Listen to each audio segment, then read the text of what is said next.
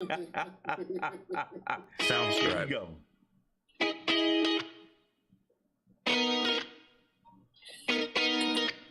There we go.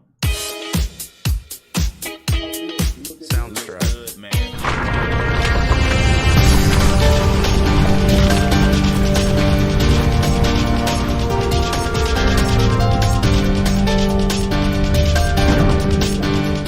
Well, good evening, everybody. I'm Dr. Sims. I'm your host tonight, and I'm here with a good friend of mine. And you may be asking yourself the question, what is Blue Table Talk for Men? I challenged Will Smith, Chris Rock, a couple of weeks ago. I did a TikTok, and I said, since y'all have a microphone now, do like Jada did. Jada has the red table. I said, do a blue table talk for men. And one of my clients, one of my clients said, well, Dr. Sims, why don't you do it? And here we are. And so I thought that tonight we will launch the very first episode with a brother, a young man that I hold near and dear to my heart. You've been on my daily talk show. And I mean, when I was designing this, the Lord put in my spirit Joaquin Loper to kick off the first show. Awesome, awesome. That is amazing, man. I am honored. Um, I'm honored, and I'm kind of jealous because I'm Talk gonna be to real me. with you. Come on, talk to me. Talk to You me. told me to be real because I actually thought about doing this blue table thing, about a year ago. Wow. I did. I did lose my favorite color, and I had some, some thoughts about the red table talk. Understand. And I was like, hey, oh man, us men, us regular men, not superstars, Right. Like this, regular everyday people, we need to have a voice. Yeah, yeah. I agree. I agree with that, man. And you're using your voice and you're using your platform with your wife. Y'all have a show on YouTube that went very well the first season, and I'll kind of give a little snippet about that and how did that show come about. Give a little introduction to that and kind of tell everybody who you are. Lay that foundation, and then we'll jump into the discussion tonight.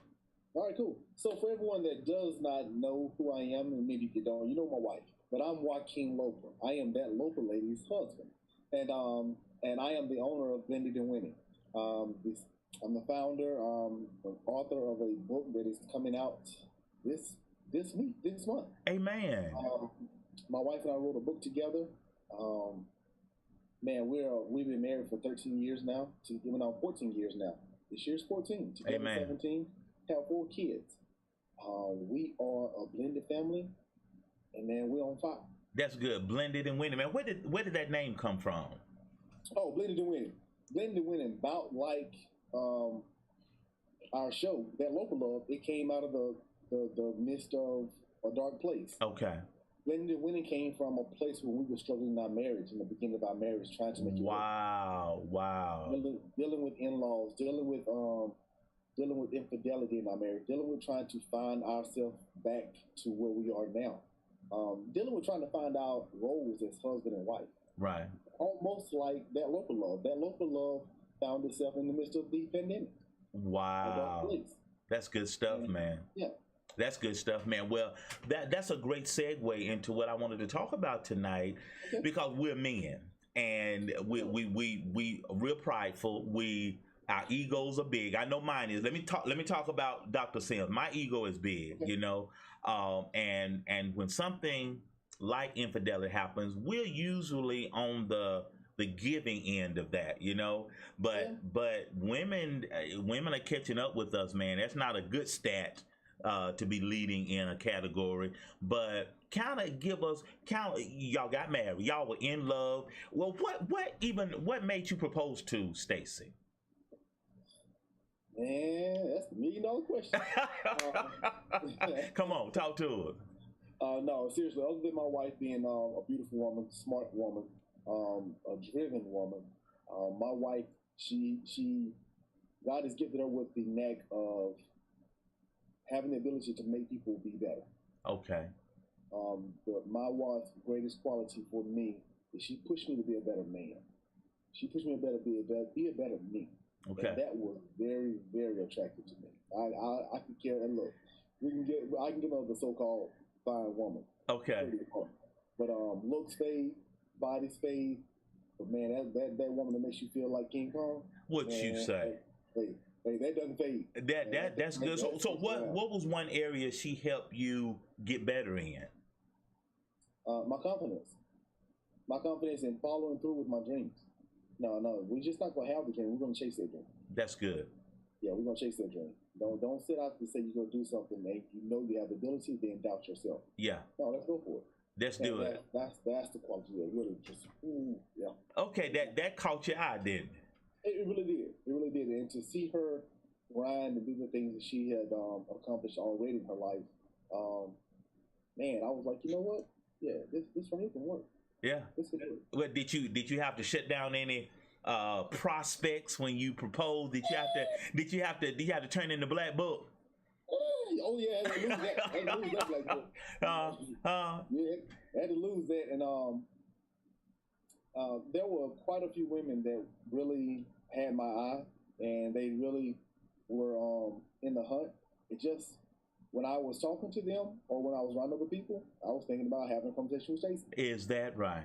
That's true. I mean, we would sit up to 2, 3, 4 o'clock in the morning. She would have to be up at 5:30 to be at the gym with me, and we sit there talking, laughing, just like we do now. Wow. And man, that drew us in. Okay, so 14 years ago, y'all jumped a broomstick, you get married. What did y'all go on your honeymoon?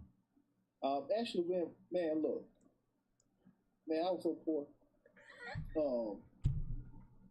We talked about that yesterday. Yes, man, we went to Hilton Head, South Carolina. Yeah, I know where it is. Beautiful place, had some fun. And I'm gonna tell you why I say I was poor compared to where she wanted to go and where she desired to go. And my wife don't mind me saying this. I'm her third husband. Okay. I'm her third husband, and my wife had already been married twice. Okay. So the thing she experienced, she wanted more, but I didn't know anything about marriage. Wow. I didn't have any desires for the glitz and the glam. Wow. I'm a small time boy, country boy from Decatur, Mississippi. What you? And look, going on a trip is a vacation for me. So how about that? It taught me a lot. It made me grow up. It made me grow up quick. It made me grow up quick because I had to bump my head many times. Wow. Because one thing about marriage that a lot of people, they want the glitz, they want the glamour, Dr. Sims, but they don't realize it's a process. It's hello, Doc. It's a process. Yeah, marriage is just like businesses. They're built. Yeah, that's good. Built. They're not, and they're made over time. Yeah. That's good. Good evening once again, everybody. I'm Dr. Sims, host of the Blue Table Talk for Men. I'm here with Joaquin Loper, and we're kind of building the backstory of that Loper love. And we married now. They didn't have the honeymoon in Hilton Head, South Carolina, on a golf course, looking over the 9th hole, and they just had a good time. So you come back from the honeymoon. So talk to us about those first 24 months. We come back and reality hits. Yeah. And reality is that, man, I went to sleep on the 10th of October, a single man. I woke up on the 11th, married. Okay. I woke up married for real. For real. With 2 kids now. Ready-made family. Man, money don't stretch like I used to stretch. Yeah, money don't stretch like I used to stretch it. And I'm driven by my accomplishments. Right. I was driven by my accomplishments then. So me working and me meeting goals was big for me. Right. But it seemed like I could never meet the goal of for her. Okay. You can't unpack that a little bit. What do you mean? Well, a lot of times people don't. You're not actually competing with the other person. You're competing with. I mean, they're competing with themselves. Okay. And my wife wanted what she desired for 2 marriages now, and what she saw in me, she wanted it now. Okay. And this is the thing. My wife didn't have a solid. She didn't have a solid foundation. I didn't know how to pull from my foundation that I had. Wow. Because of what you said earlier, that P word. Wow. That pride. The pride. My wife didn't have the people that she hung around, the people that she was friends with and she was open with. Those were the people who were still living the life that she had come out of. Okay. She was a part of. Okay. That was her comfort zone. And my wife, I'll be honest with you, my wife don't like hearing no. To this day, she don't like hearing no. To this day. to this day. And one of my favorite words to say is no. Okay. Yeah, I can say it in many languages. Sign language. No, what did Jordan do to Mutombo? Yeah. No. So, and she doesn't like that, but my wife understands. One thing we built in our marriage is my wife understands when I say no, it's not a no forever. It's a not a right now. Okay. She know if I say no to her, it's something that we're working on. Okay. In the beginning, she didn't understand that, and she'd rather.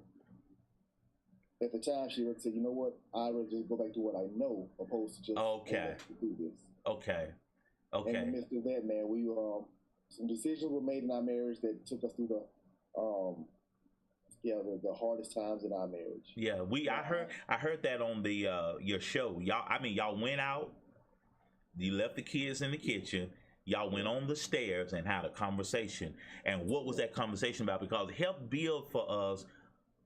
You didn't cheat, but Stacey went back, and we'll say she went back to what, like you said, she was comfortable with. What drove her to do that? Comfortability. Okay. Comfortability. Her being comfortable and what's the word I can use? Familiar. Yeah. It's easy to fall back to something familiar. Even the Bible says, even a dog will let you his vomit. Yeah, even a dog will let you his vomit, because sometimes we don't know any better. All we know is what we know. That's right. Until we allow people and ourselves to learn something different. Right. And be something different. So unless you put different things in your body, you're not gonna produce anything new. That's good. So in the midst of me saying I was done, because I'm the kind of person, Dr. Tim, I don't do second chances. Oh, okay. So that's a paradox then. That's a contradiction. I'm glad you said that. That's a contradiction, because the second $1 million question is, when you found out that Stacey had returned to what was familiar and she had cheated on you, you don't give second chances. So why are we 14 years down the road? Why did you stay? What was going through your mind when you first found out? What I wanted the thunder to be the night, lightning. What I wanted the thunder to be the night is what was going through Joaquin's mind, your spirit, your heart. Help build that for us tonight. What were you going through? Help us. Because many men are faced with this right now. They're at a crossroad right now. The question of why. Why? What did I do and what didn't I do? Okay. And then, man, listen to me, man. I'm telling you, work on your relationship with God. Okay. Work on your ability to hear His voice, because the worst time you want to hear His voice is in a time like this. And in a time like this is when God's voice rings the loudest. Okay. He doesn't yell. He didn't yell at Joaquin, did he? No, he didn't yell. All he said was, "Be still." All he said was, "Be still," and I didn't want to hear it. What you said? Oh man, I didn't want to hear it. See, now the rubber meeting the road right now. I'm gonna tell you something. That almost broke me in God's relationship. Joaquin. Let me get some tissue back here. Yeah, that almost broke me in God's relationship. Yeah. This is why I admire you so much. Yeah. But it made me do something that I knew to have done a long time ago. It made me revisit my relationship with God. Yeah, it made me say, you know what, has my relationship with God been just a connection between He and I, or He through my mother to Him, He through my grandmother to Him, He through my grandfather to Him, okay, He through my pastor to Him. He only when I just really want something from Him. Wow. So what you're saying, you did not necessarily look at Stacey per se. What she did made you look at you and God. Yeah, eventually. Okay. Initially. Now let's talk initially. Okay.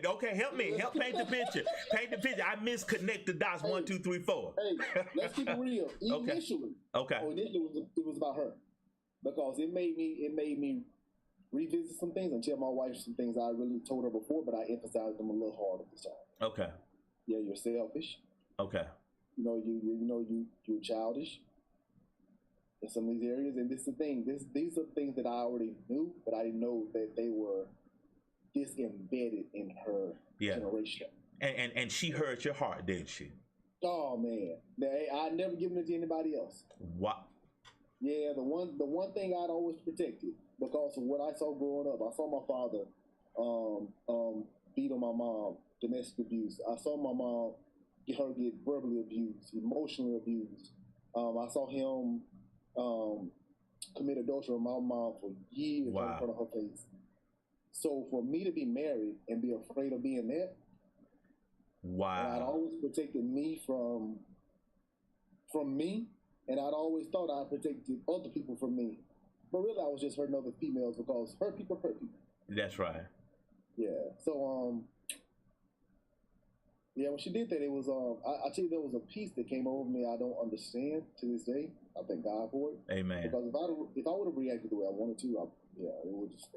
And you know, looking back, and what I want everybody to see tonight, if you had went another direction, you would be missing this now. You feel what I'm saying? Yeah. You feel what I'm saying? Yeah. And of course, we can look over our shoulder and say, well, okay, I sowed good seeds and I did the right thing, but going through that storm, you couldn't see today.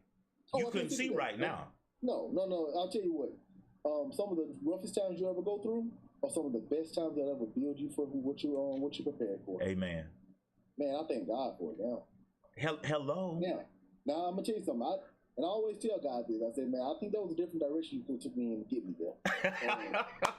That's good. Hey, you know, we definitely could have went through we could have went through, you know, Highway 95. Come on. Yeah. You got me on the back road, no internet signal. Nothing. I'm out here all alone, and that's how I felt. Wow. I felt all alone. I felt shame. I felt prideful. I felt abandoned. I felt like I was lost. Wow.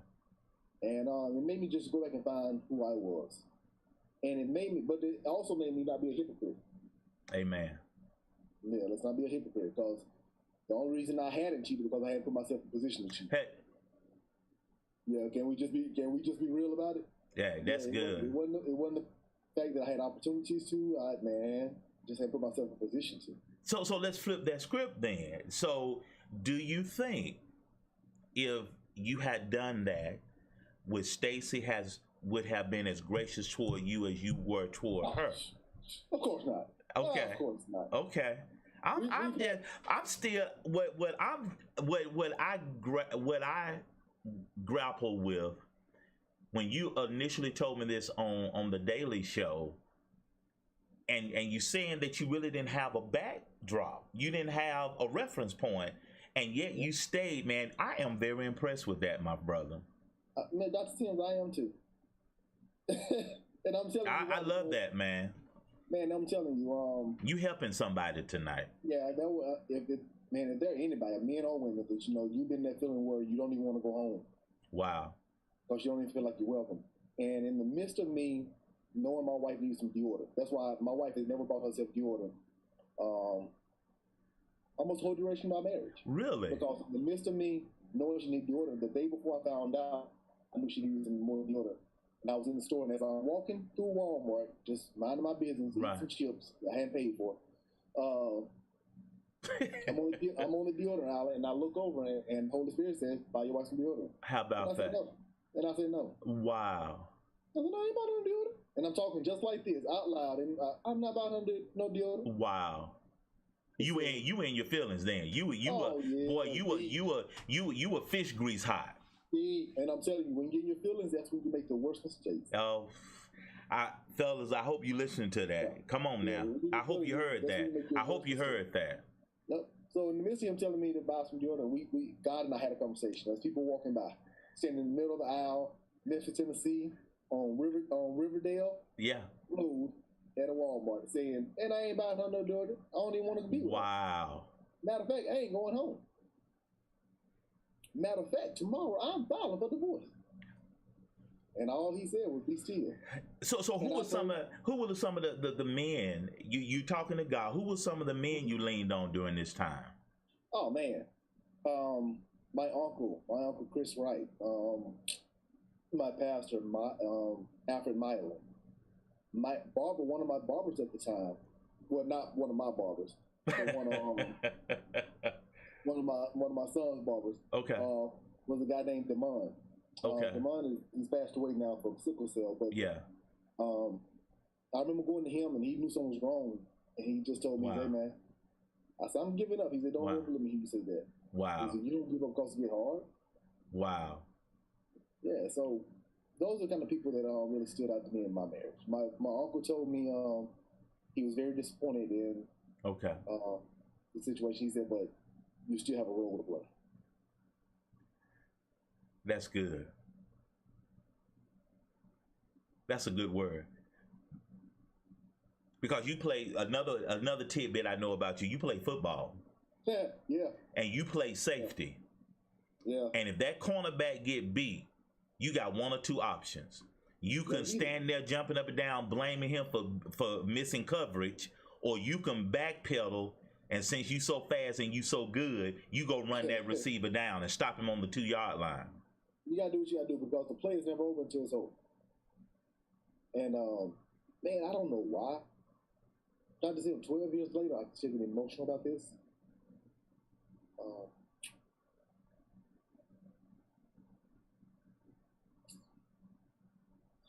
I think this is something that made me grow up. Okay. It made me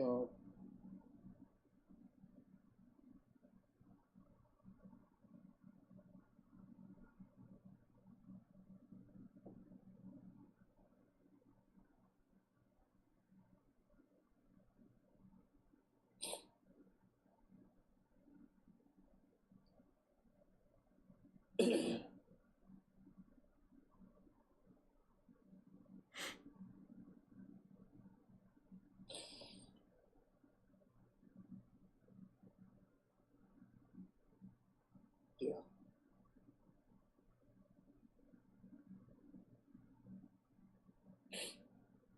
You know, people don't realize, tears of joy are needed. Yeah. The Bible even says, the tears are wasted. Sometimes tears are words. Yeah. That, tears are prayers that words can't say. The infidelity didn't break me. Okay. It made the little boy that was broken grow up. Yeah. Yeah. So, and that's why, I thank God he took me through it. It made me face me. Yeah. It made me face the insecurities. It made me face the low self-esteem. The lack of anybody that knew me back then, they would tell you that I didn't have a lack of confidence, but I did. Wow. How did that manifest itself? Growing up without much, always being talked about, Wow. put down because of what you didn't have. But it made me become a fighter. And the same way I fought back from this, and that I didn't accept no one else from, I didn't accept defeat. That's what I've done all my whole life. Amen. Yeah, people always say, how'd you stay with her? Yeah. I don't blame her. I don't blame her. Amen. I could blame her, but then you'd have to go back and recap her story. Yeah. Yeah. How did she feel when you told her that, baby, we're gonna work through this? How did she receive it? Oh, well, it was our time to go to counseling. Okay. Okay. And I didn't want to stay. I wasn't staying. And okay. Yeah, my uncle and my pastor, I thank God for them. At the time, he said, give me 90 days. Yeah, he would give me 90 days. And I read a book not too long before that, and it said, never make a permanent decision when the emotions are bad. Okay. When we're in a bad position. Okay. So Okay. I said, God, I'm gonna hear you. I guess I read that book at the right time. Amen. And I said, I'm gonna give you 90 days, but I'm gonna give her hell. And Wow. Wow. I made it hard for her. Yeah, it was there's some laughter that you see in our house now. It was none of that. None existed. And that was the first time that's the first time in my life I never not laughed really. Because, finding you, and then you have to be focused with that. Yeah. And if you're distracted by outside things and getting caught up in your emotions, then you're not going to find what you're looking for. That's right. That little boy that was broken inside of me, now I look back now and I was like, man, you were really childish. Wow. You were really broken and you were defeated, but you didn't know it. Wow. So, people make decisions based on what they know. My wife made decisions based on what she knew. Right. When she made the decision to stay, or let's work through it, all right, I said, okay, let's start over. Okay. Now, I'm Okay. going to tell you something. I went back to me. I went back to being Joaquin. I ain't got time for love. I'll tell anybody, love is love, but love don't hold you together. All right. Let's find out who we are. Okay. And that's where we started. So in year 5, Okay. we renewed our vows, and that's when our marriage took off like a rocket. Wow. Like a rocket, man. I saw my wife from year 2.5, 3, when we were going through this darkest time. I saw her find her relationship with Christ. I saw her find who she really wanted to be, and I saw her struggle with getting over who she was. Yeah. Well, it's a journey, is it not? Yeah. I saw her put the work in. And that allowed me to open the possibility of love being there. That's good. That opened back up. That's good. Are you trying to say you fell in love with her all over again? I did, and this is what we realized in those first 5 years, and I say the first 3-4 years of really getting our marriage right. If you fall in love once, you're gonna lose. This is good, man. Fall in love over and over and over and over with this person, and the only way you do that is you have to pursue one another. You can never stop learning this person. That's good, man. And when people look at my wife now, they have no idea how stern and how rigid she was when I met her. Wow. Not this person. This person. Yes. No joking. All about her business. Wow. Meeting her.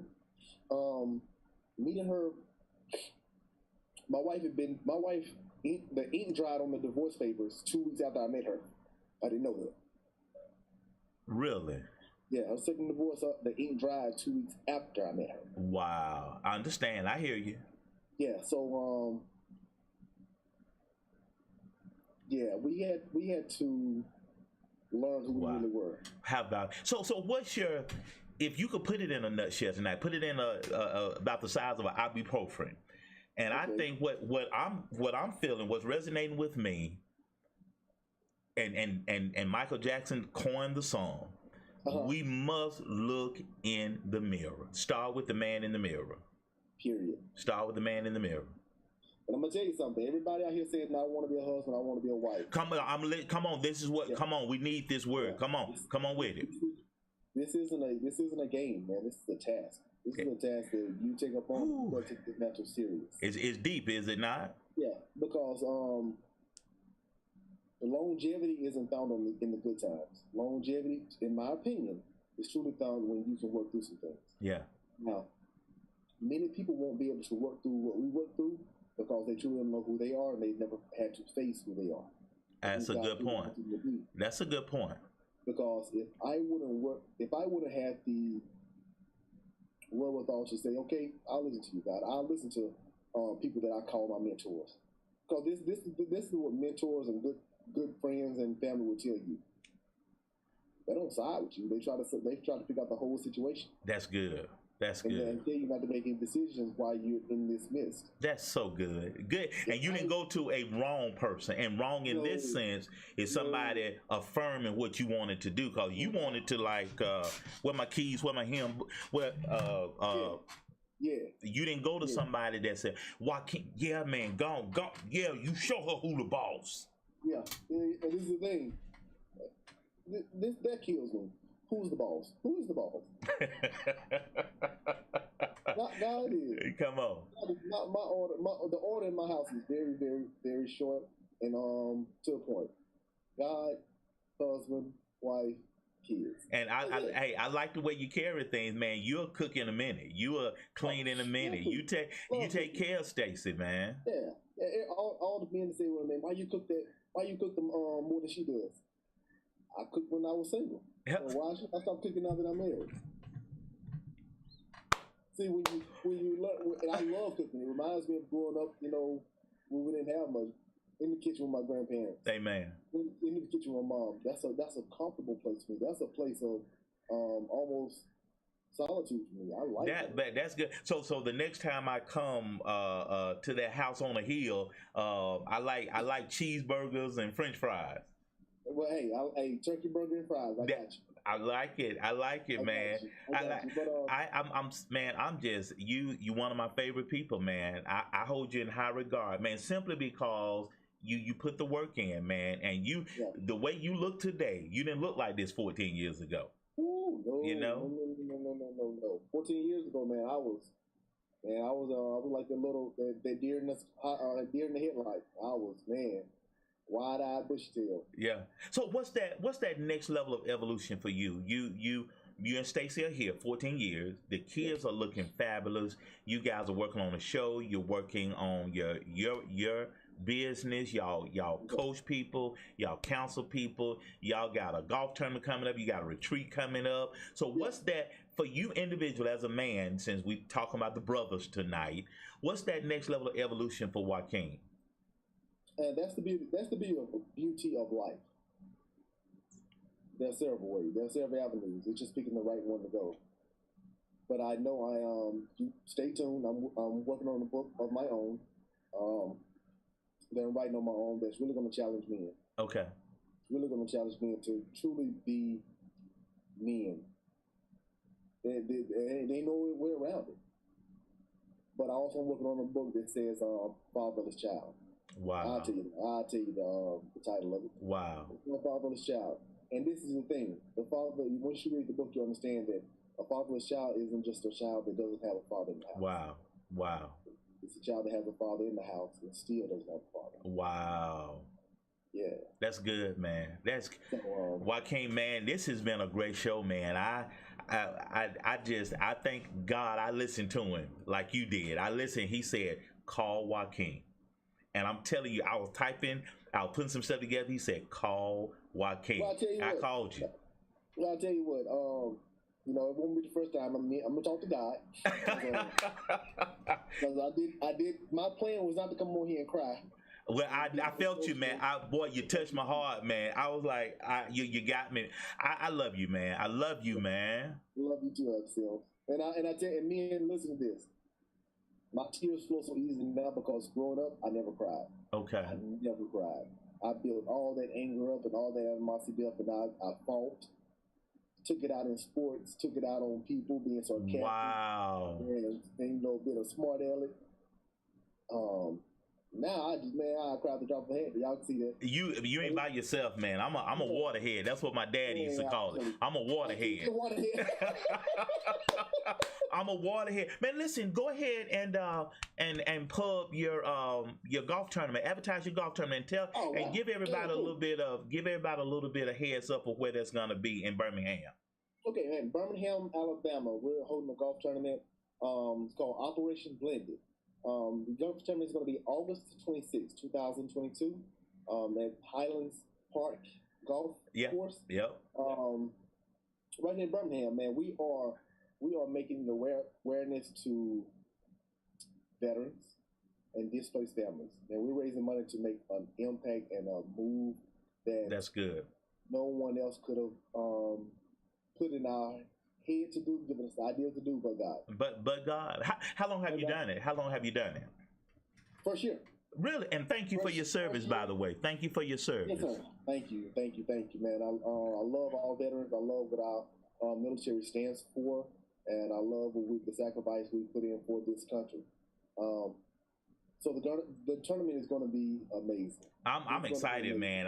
I'm excited. I missed the debut of the show. I was traveling so much, and it was just the perfect storm. I said I want to be there, but I couldn't. But I'm telling you, in front of everybody, we're gonna play some golf together, because I got a tournament coming up in 2 weeks. I got to get my golf swing back, and Tiger got me all excited this past weekend.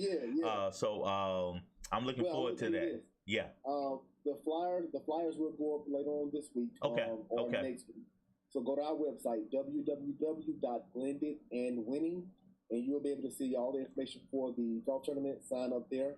We're gonna have a total of 28 teams. Oh, that's awesome, man. That's the most we can have. There will be a pro golfer on site. Okay. He will be out there playing with us. Okay. So challenge us with some things. There will be a $10,000 or a $20,000 hole-in-one prize. Okay. Yeah, there will be, the longest drive. Yeah. Closest to the pin. Yes, we're gonna have some fun. We're gonna have some men that will challenge you, and we're gonna have food will be provided. All right, thank you. Food will be provided. Okay. And just a lot of fun, a lot of opportunities to build people, a lot of opportunities to mingle, to navigate with other people through life. That's good. That's good. Build some relationships that you may need now or down the road. That's good, man. That's good, man. Well, hey, man, you're a great brother, man. I thank you for being here on our first episode, man. This was good, my friend. Yeah. Thoroughly enjoyed it. Thoroughly enjoyed you, my brother. I enjoyed it as well. Now, since I cried, you got to bring me back. Oh, yeah.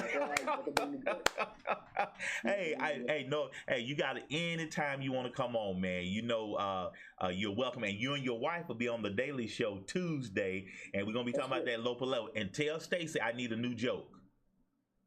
I'm not telling her nothing. I think her having a new joke goes without being said. I know, right? I know. Well, listen, man, you give a love for us, man, and appreciate you, man. God bless you and everything that you're doing, my brother. And we'll see you soon, all right? Dr. Sims, love you, man. Have a great evening. All right, y'all. We're going to run to a quick break, and we'll be right back. That was Joaquin Loper, y'all. That Loper love. Y'all hold on. We'll be right back. Soundstripe.